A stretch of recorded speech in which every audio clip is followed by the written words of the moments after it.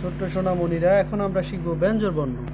ক, খ, ঘ, ঘ, ঙ, ছ, ছ, বর্গের জ, ঝ, ঞ, ট, ঠ, ড, ঢ, মূর্ধন্য ত, থ, ধ, দ, দন্তান্ন।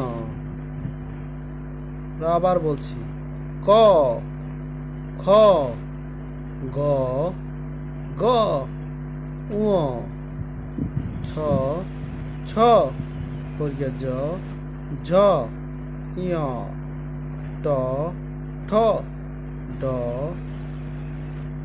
ড, মূর্ধন্য ত, থ, দ, ধ, দন্তান্ন।